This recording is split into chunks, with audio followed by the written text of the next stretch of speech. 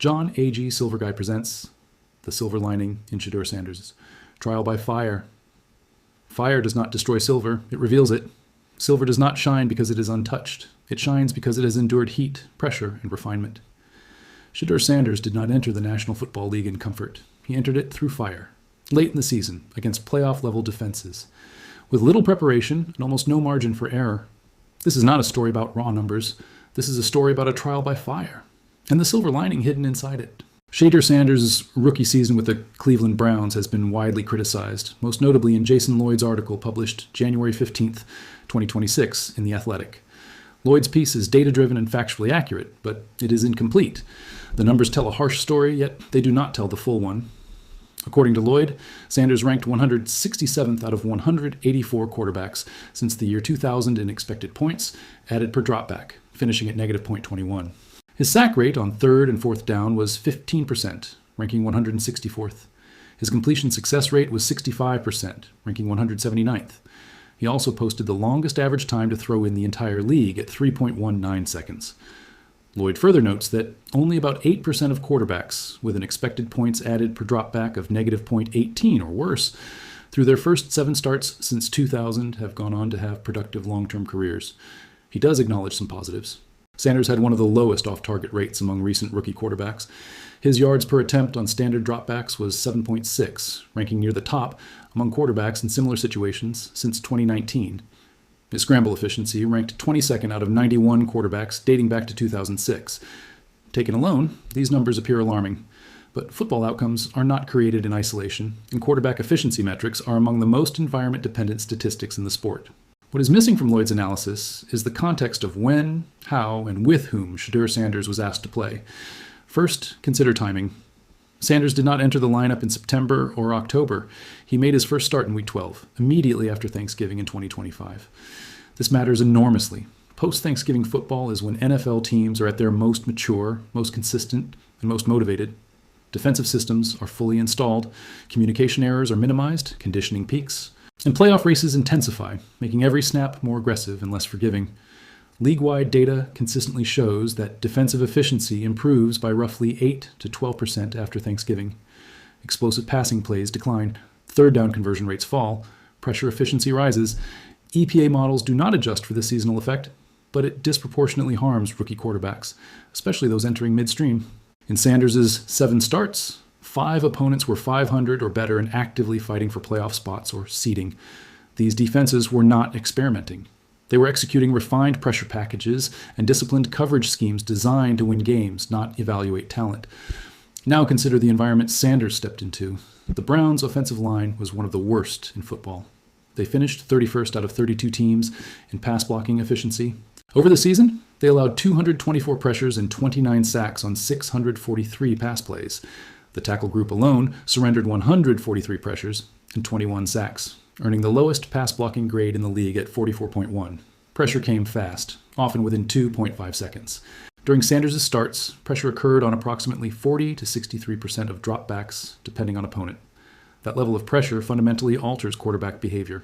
When pressure arrives before route concepts develop, typically between 2.2 and 2.5 seconds, the quarterback is forced to hold the ball, scramble, or take a sack. Long time to throw becomes a symptom, not a cause.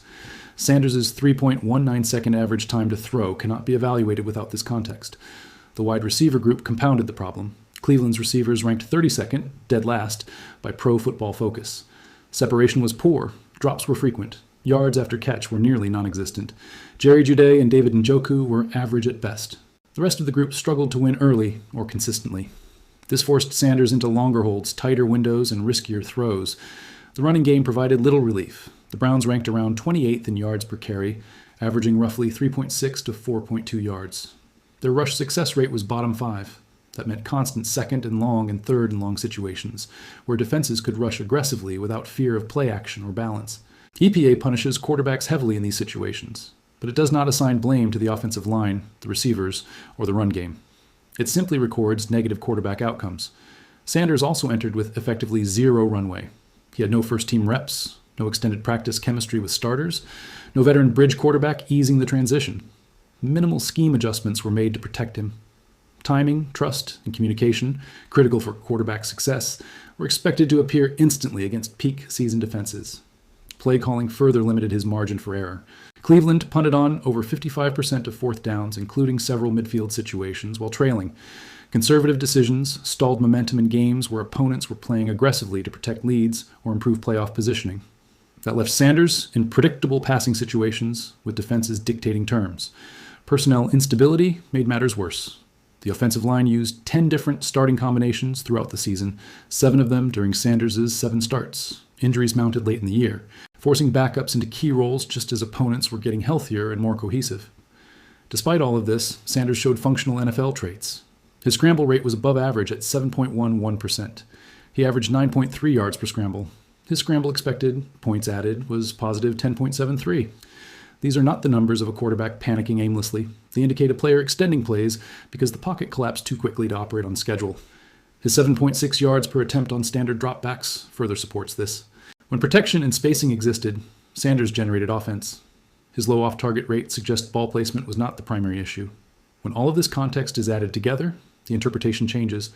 The negative expected points added, the high sack rate, and the long time to throw were driven at least 40 to 50% by the environment Sanders was placed into. He was a fifth-round rookie thrown into playoff mode defenses, behind one of the league's worst offensive lines, throwing to the league's worst receiver group, supported by an inefficient run game, with no preparation reps and limited schematic protection. Jason Lloyd, AS historical comparison that only 8% of quarterbacks with similar early EPA profiles recover does not fully apply. Most of those quarterbacks debuted early in the season against less stable defenses and with more consistent supporting casts. Sanders experienced the hardest possible version of NFL football immediately. With better protection, improved receiver quality, a functional run game, consistent personnel, and more aggressive, situationally sound play calling, these metrics can change dramatically. His scrambling efficiency, low off-target rate, and downfield efficiency are real strengths. In short, Lloyd's article is strong on data but light on context. When the offensive environment, the lack of preparation, the personnel chaos, the conservative decision-making, and the post-Thanksgiving timing are fully considered, Shedeur Sanders, rookie season, looks less like a warning sign and more like a difficult but survivable baptism by fire. The numbers are ugly. The situation was worse. And the story is not finished. Silver is not judged while it is melting. It is judged after it cools. Shedeur Sanders' rookie season was not a finished product. It was a crucible. The numbers show the heat. The context reveals the refinement. Fire tests, pressure exposes, and silver endures. The trial has passed. The silver remains.